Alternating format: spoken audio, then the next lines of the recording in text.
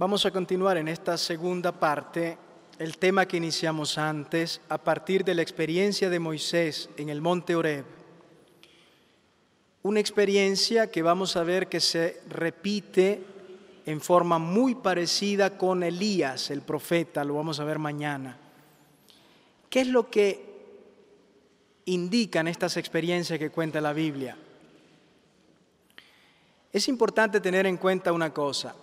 Cuando en el Antiguo Testamento se habla de un personaje, Abraham, Jacob, Moisés, Elías, sí se están recordando episodios de la vida de estos personajes, pero sobre todo Israel está contando su propia historia. Lo que le ocurre a Abraham, lo que le ocurrió a Jacob, lo que le ocurrió a Elías, a Moisés, en realidad le ha ocurrido al pueblo.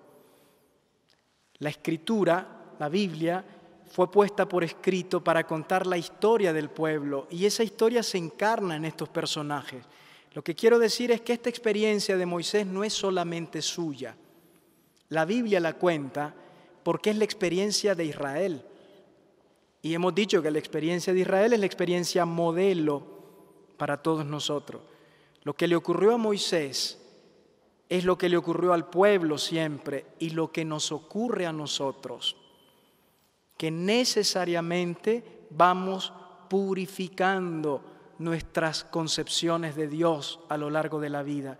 Quien nunca sufre la crisis de la ventana será siempre una persona inmadura en la fe. La prueba es que los más grandes místicos son los que más fuertemente han sentido la purificación de esa ventana, a través de la cual se asomaban al misterio. Como hemos dicho entonces, Moisés vive todo un largo proceso en el que cambia su imagen de Dios y al final hace lo que nunca hubiera creído poder hacer, escribir 2 tablas como las primeras. En la experiencia que leímos, recordamos que el Señor le dice, puedes ver mis espaldas, pero mi rostro no lo puedes ver, porque nadie puede ver mi rostro y seguir viviendo. Es una forma simbólica, como expliqué antes, de decir que en el momento en que Dios se acerca, en ese momento se aleja. En otras palabras, Dios siempre es objeto de búsqueda y de esperanza, y no de posesión total. La posesión total y la comunión con Él es solamente al final, pertenece a la gloria, más allá de la condición histórica. Mientras caminamos en la vida, como decía antes, nuestro Dios, el Padre de nuestro Señor Jesucristo, el Dios en quien creemos, es un Dios a quien buscar y en quien esperar, más que un Dios a quien poseer y encontrar. Encontrar a Dios es buscarlo siempre.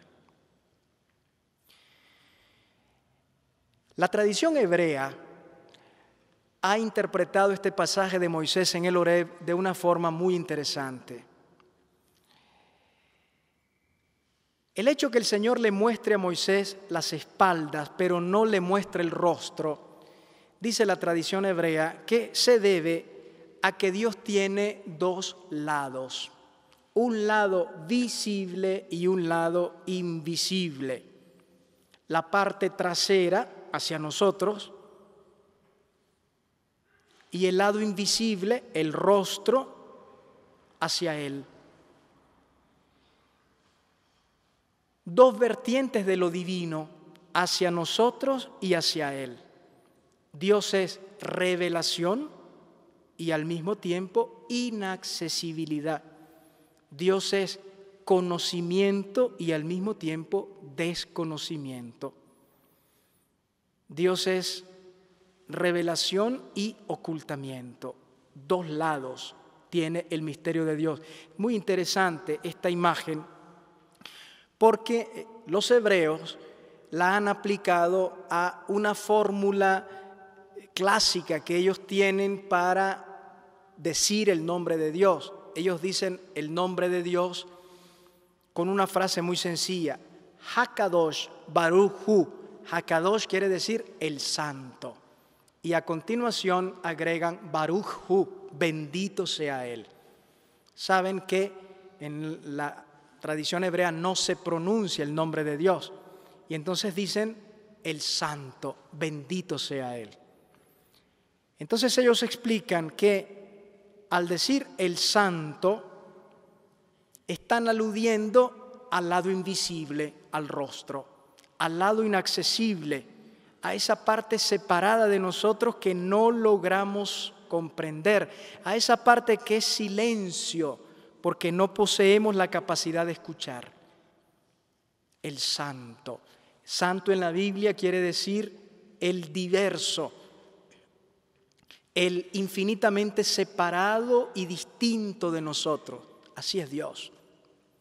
Como dice Oseas, yo soy Dios y no hombre, le dice el Señor al pueblo a través del profeta Oseas en el capítulo 11, cuando está hablando de castigar a su pueblo.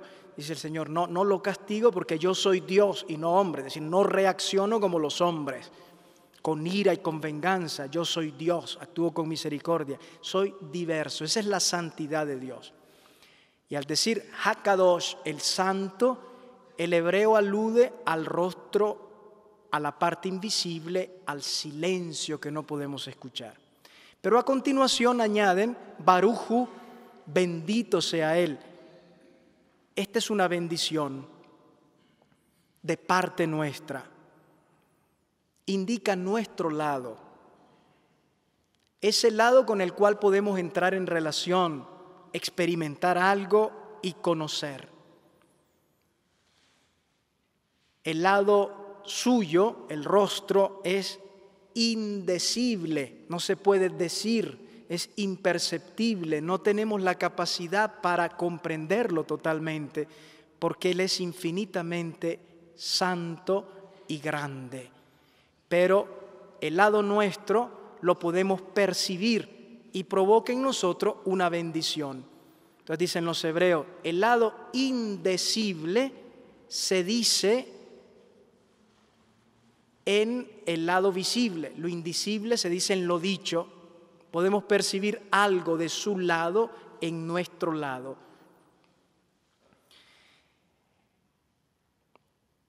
Hace unos años escuché a un rabino hebreo en Italia, en unas famosas cátedras para no creyentes que organizó el cardenal Carlo Maria Martini, el cardenal de Milán. Y decía este rabino hebreo una frase que a todos nos impactó. Decía él, la imagen de Dios, la imagen del Dios bíblico es inestable. Dios es santo, es siempre el Dios eterno, pero su imagen es inestable. ¿Por qué? Porque la imagen no corresponde a la realidad. La ventana es inestable. Hay, dicen los hebreos, una especie de ruptura entre el santo y el bendito sea Él, entre su lado y el nuestro. Esta es una explicación de la tradición hebrea que nos enseña algo muy importante. Nos recuerda que de las cosas del mundo, de nosotros mismos, de la realidad, nosotros no conocemos todo. Conocemos una parte de nuestro mundo, una parte de nuestro cuerpo. Es mucho más lo que no sabemos que lo que sabemos. Y eso la ciencia lo ha demostrado. Y los avances de la técnica nos van demostrando que es mucho más lo que está por conocerse que lo que ya hemos descubierto. Hay un lado oculto de las cosas. Pero ese lado oculto de las cosas, de la realidad de nosotros mismos, en un cierto sentido como que atrae, como que fascina, como que estimula, provoca. Y también como que da sentido a lo que ya conocemos. Ese sentido de infinitud, de grandeza ante lo que conocemos y saber que hay muchísimo más que no logramos todavía conocer y entender. Pues parte de este conocimiento, y quizá el más fascinante, el más bello, es el misterio de Dios. No lo conocemos totalmente, ni lo conoceremos totalmente, hasta que, como dice la carta primera de Juan 3:2, lo veremos tal cual es y seremos semejantes a Él. cuando no solamente veremos el paisaje, ya no a través de la ventana, sino que ya formaremos parte del mismo paisaje nosotros mismos. Pero mientras vamos caminando, hay un lado oculto de Dios que forma parte de nuestra dimensión de fe. Esto es sumamente importante para una experiencia de fe madura, para una espiritualidad auténticamente bíblica y teologal que nos lleve al encuentro con el Dios verdadero y no con ídolos que nosotros nos construimos. Es mucho más fácil construirse ídolos porque los ídolos los manejamos, los conocemos. En cambio, como decía Santo Tomás, de Dios podemos decir que existe, pero no podemos decir plenamente quién es. San Juan de la Cruz, comentando la primera estrofa de su cántico espiritual, ¿a dónde te escondiste, amado? Y me dejaste con gemido, como el ciervo huiste habiéndome herido, salí tras ti clamando y era sido. Cuando comenta la estrofa, dice, no sean como tantos incipientes, superficiales, que piensan bajamente de Dios y creen que cuando no sienten o no comprenden o no gustan de Dios, Dios está más lejos, cuando es todo lo contrario. Es ese gusto, esa fascinación del no saber, del silencio de Dios, que tantas veces nos provoca dolor, nos estremece, nos hace experimentar contradicciones profundas en nuestra vida, preguntas sin respuesta, pero que en el creyente se vuelve estímulo para una nueva experiencia, para seguir buscando a ese Dios que trasciende lo que creemos conocer de Él, y Dios es siempre mayor y es siempre más. Esto de su lado y nuestro lado puede iluminar muchísimo nuestra vida. Hay momentos en los que el Señor nos muestra nuestro lado, lo que podemos ver, pero tantas veces somos más sensibles a experimentar su lado, el lado más misterioso. Dios es así. Hay un texto del libro de los Proverbios y del Deuteronomio que lo voy a leer ahora para reforzar un poco esto que estamos diciendo. Voy a leer Deuteronomio 29, 28 primero. Es un texto importante porque se encuentra al final de la ley de Moisés. El Deuteronomio es una serie de discursos de Moisés, una colección de sermones, digamos, que Moisés dirige al pueblo antes de que entren a tomar posesión de la tierra prometida. Son como las últimas recomendaciones antes de entrar a recibir la promesa de Dios. Por eso son tan importantes. Y estas palabras son del final del libro, Deuteronomio 29, 28. Leo el texto. Dice, las cosas ocultas pertenecen a Yahvé, nuestro Dios. Las reveladas son para nosotros y nuestros hijos para siempre, para que pongamos en práctica las palabras de esta ley. Aquí vuelve a aparecer de nuevo esa doble vertiente del lado oculto y el lado revelado de Dios. Quiere decir que Dios algunas cosas las revela, otras las esconde. Al creyente israelita se le ha revelado la palabra de la Torá que conduce a la vida, pero el misterio divino siempre es mayor y está más allá de toda palabra y de toda posible formulación o conceptualización que hagamos. Volvemos sobre el texto. Dice el Deuteronomio, hay cosas ocultas que pertenecen a Yahvé, y el hombre en su condición histórica no está capacitado para conocerlas y escucharlas. Es la lógica de Dios, ese misterio que nos trasciende, siempre mayor. Pero hay cosas reveladas que son para nosotros, para que pongamos en práctica esas palabras nosotros y nuestros hijos. Esto se dice de la Torá en el Antiguo Testamento, pero lo podemos decir también del Evangelio en el Nuevo Testamento. A Dios nadie lo ha visto nunca, dice el Evangelio de Juan. Y dice Jesús, quien me ha visto a mí, ha visto al Padre. La única forma de ver al Padre es verme a mí, pero al Padre nadie lo ha visto. Jesús, decíamos, lo revela y lo oculta, pero el Evangelio nos ha comunicado también muchas palabras para que las pongamos en práctica e iluminen nuestra vida. Lo decisivo en el momento del silencio divino, lo vuelvo a repetir, no es la explicación, sino la forma en que respondemos con nuestra vida concreta. Hay cosas que no podemos entender, que pertenecen a Yahvé nuestro Dios, es lo oculto, ese Dios que nadie ha visto nunca. Pero hay otras que sí el Señor nos las ha revelado para que las pongamos en práctica. Lo que quiere decir este texto es que todo se juega en la respuesta práctica que nosotros demos,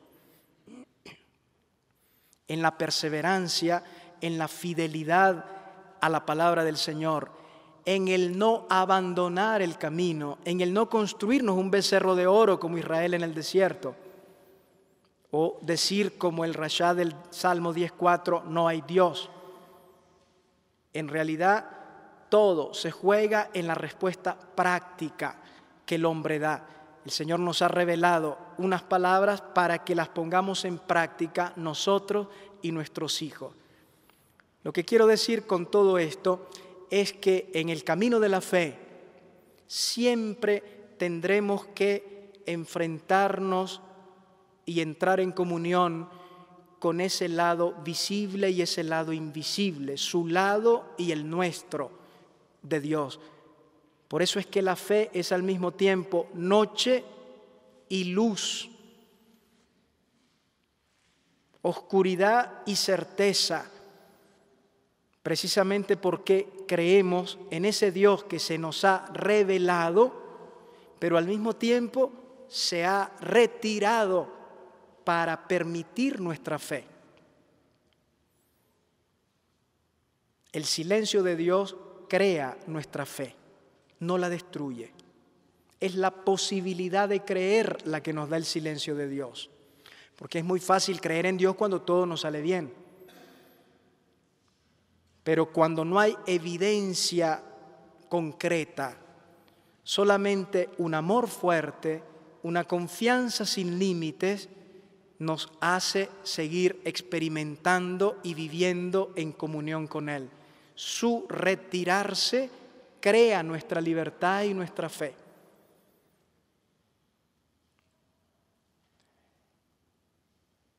De esto, lastimosamente, en muchos movimientos eclesiales se habla poco. Y se habla mucho más del gozo del Señor, de sentir la presencia de Dios.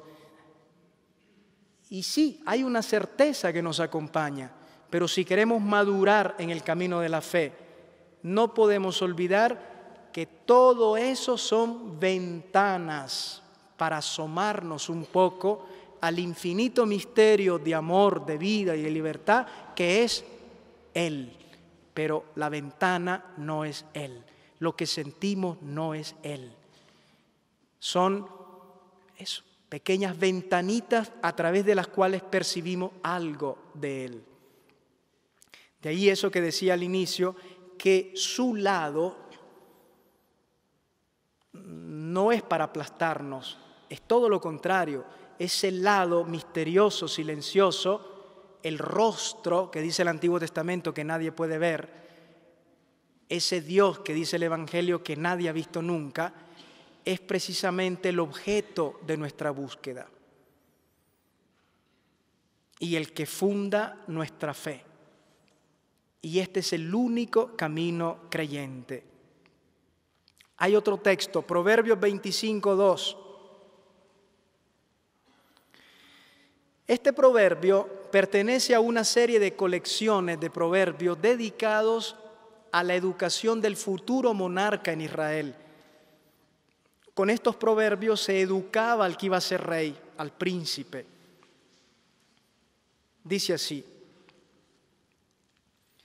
es gloria de Dios ocultar una cosa y gloria de los reyes buscarla.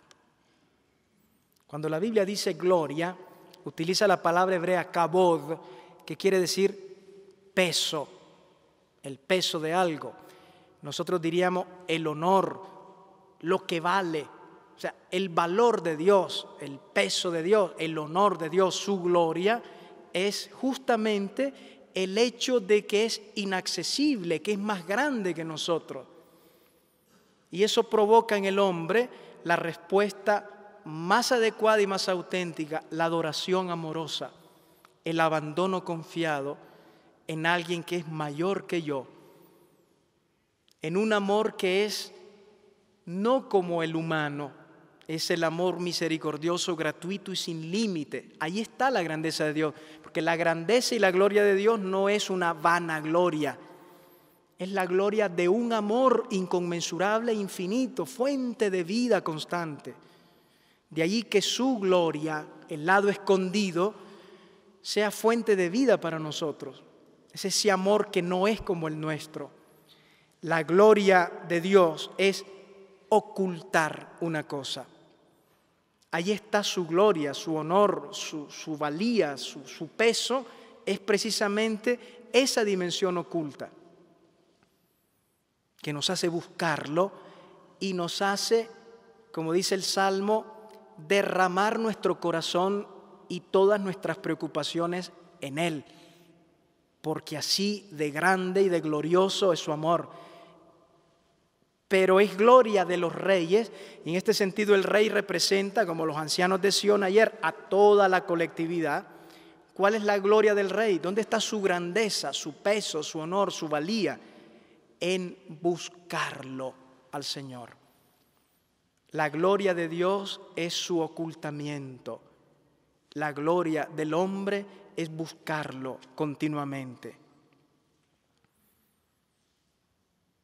Lo que permanece oculto de Dios, eso que muchas veces no entendemos y quisiéramos entender, es expresión de su gloria, de su grandeza y de su amor, que sobrepasa cualquier intento del hombre por conocerlo totalmente. Por su parte, el hombre lo glorifica cuando reconoce esa trascendencia que su mente no alcanza. La Biblia no se cansa de repetir que Dios se ha revelado, que Dios se ha dado a conocer. Hay un texto que es muy claro en este sentido. Isaías 45, 19. No he hablado en lo escondido, ni en un lugar oscuro de la tierra. No he dicho a la descendencia de Jacob, búsquenme en el caos, en el desierto. Este texto es muy importante para no crearnos la imagen de un Dios que vive en las tinieblas, que un Dios que hay un abismo entre Él y nosotros. La gran novedad de la experiencia religiosa de la Biblia es que Dios ha dado a conocer su nombre, a diferencia de las divinidades paganas que ni su nombre daban para que no fueran manipuladas por sus fieles. Dios da a conocer su nombre y dice en este texto de Isaías 45, 19, si yo no les he hablado en lo secreto, Dios ha hablado a su pueblo a través de los profetas, a través de Moisés. Yo no les he dicho, buscadme en el caos, en el vacío, en la nada, en un lugar oscuro de la tierra. El pueblo, como decía el texto del Deuteronomio, ha recibido una ley que es lámpara para mis pasos, luz en mi camino. Y nosotros los cristianos podríamos decir, utilizando la palabra aquella de Felipe, ¿no? Muéstranos al Padre y nos basta. Tanto tiempo que estoy con ustedes y no me conocen. Quien me ha visto a mí ha visto al Padre. Yo soy el camino, la verdad y la vida. O sea, Dios ha venido a nosotros para hacernos llegar a Él. Y esta es una certeza fundamental en la revelación bíblica. Pero aunque Dios ha hablado abiertamente a los hombres por medio de la ley, de los profetas, de los grandes orantes de la Biblia y en los últimos tiempos a través de su Hijo, su revelación sigue de algún modo escondida. Lo revelado no deja de ser misterio. Dios revela comunicando y ocultando al mismo tiempo.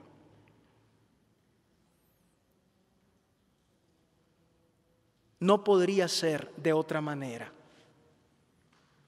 Ahora añado una cosa que también es importante. Esta semana fue anunciada como el silencio de Dios en la Biblia.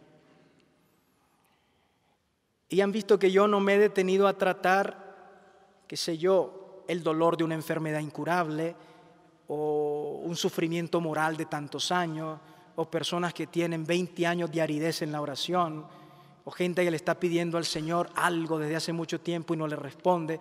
No nos hemos puesto a aclarar estos distintos problemas, porque en realidad el silencio de Dios es mucho más grande que estas expresiones con las cuales nosotros percibimos su misterio. Lo que quiero decir es que el silencio de Dios no es exactamente o no corresponde exactamente a la percepción que tenemos de Él. Cuando decimos el silencio de Dios, estamos hablando de algo que pertenece a su misterio. Luego cada uno lo percibe de distintas maneras. En una prueba, en una enfermedad, en la vida espiritual, en un dolor, en una situación incomprensible. Lo que es importante que nos quede claro es que todas esas expresiones humanas, a veces dolorosas, dramáticas, que nos hacen sufrir hasta el extremo y probar casi el borde de la tumba, son la percepción de ese su lado, de ese rostro que nadie puede ver. Es la expresión de ese Dios que nadie ha visto nunca, que dice el Evangelio.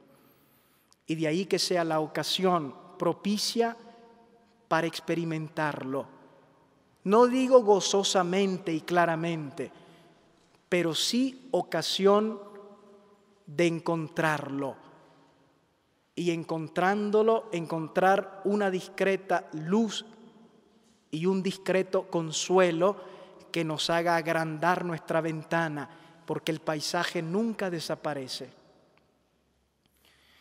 Voy a terminar con un par de anécdotas tomadas de la tradición hebrea, que son muy interesantes y que nos pueden ayudar a entender lo que estoy diciendo.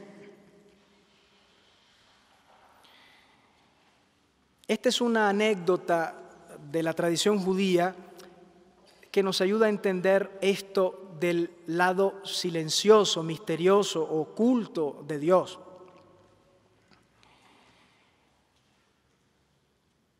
Dice así la anécdota. El nieto de Rabí Baruj, un famoso rabino judío, estaba jugando al escondite con otro niño de su edad. Después de haberse escondido, pasó un gran rato en el lugar a donde se había ocultado, creyendo que su amigo lo estaba buscando.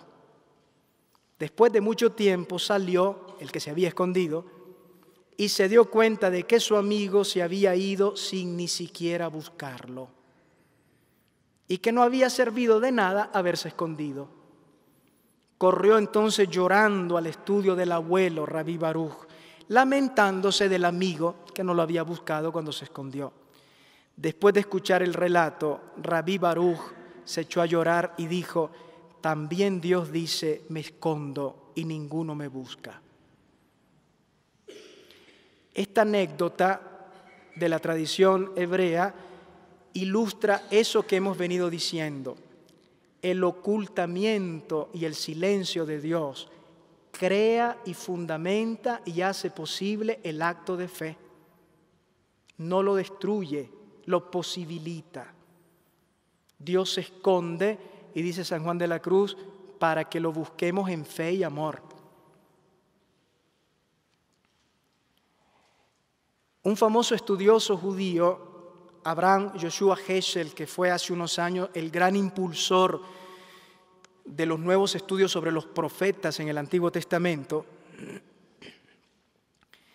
dice él: así como Dios un día fue a buscar, conoció y descubrió al hombre cuando se intentó esconder, recuerdan el pasaje del Génesis en el capítulo 3, que después de comer el fruto el hombre se escondió y Dios lo va a buscar. Y el hombre contesta: me escondí porque oí tus pasos por el jardín y tuve miedo. Y Dios le habla y lo saca de su escondite. ¿Quién te dijo que comieras de ese fruto? ¿Dónde estás? ¿Qué has hecho? Un Dios que no va para condenar, sino para sacar al hombre de donde se ha escondido. Dice este estudioso judío: así como Dios un día conoció y descubrió al hombre cuando se intentó esconderse, así también Dios es descubierto precisamente cuando se esconde. Este es el acto de fe. San Juan de la Cruz, que en el Cántico Espiritual describe todo el camino de la búsqueda de Dios hasta los más altos grados de la experiencia mística, tuvo la genialidad de describir a Dios desde la primera estrofa del cántico como un Dios escondido. Si no, no hubiera podido escribir el poema. Por eso el cántico empieza: ¿a dónde te escondiste? Y dice él, comentando la primera estrofa: ya sabemos que está escondido, entonces ¿qué tenemos que hacer? Buscarlo en escondido. Y entonces lo encontramos. Buscarlo en escondido es buscarlo en fe y en amor. Y quien se esconde en el camino oscuro de la fe lo encuentra. Esta es la posibilidad que abre el silencio y el ocultamiento de Dios. Termino para mostrar esta idea de San Juan de la Cruz ilustrada con otra anécdota judía muy interesante. Un rabino, Rafael de Bershad, contaba esta anécdota. El primer día de la fiesta de la Hanukkah es una fiesta hebrea que, como algunos de ustedes sabrán, corresponde más o menos a la época de la Navidad nuestra. Es la fiesta en que los hebreos recuerdan la purificación y dedicación del templo después que fue usurpado y ocupado por las tropas paganas de los griegos. El primer día de la fiesta de la Hanukkah, yo me quejé con mi maestro de cómo era difícil para quien se encontraba en un momento de adversidad, de dificultad, conservar intacta la fe en la providencia divina sobre cada una de sus criaturas. Parece verdaderamente que Dios les esconde su rostro. Y le pregunté al maestro: ¿qué habría que hacer para reforzar la propia fe? Si se sabe, respondió el rabino, que Dios se esconde, entonces ya no se esconde. Es la misma idea de San Juan de la Cruz. Escondernos en el camino oscuro de la fe es la única forma de poder hacer la experiencia de Dios en ese momento. Con razón dice el santo, la fe es el medio próximo y proporcionado para la unión del alma con Dios. No hay otro. Esconderse para encontrarlo en escondido. Porque el Dios de la Biblia no se manifiesta en forma espectacular ordinariamente en la historia, sino a través de un silencio profundo, de una discreción respetuosa de la libertad del hombre, que solo quien se esconde en la fe, el amor y la esperanza lo podrá percibir. Gracias. Volvemos mañana.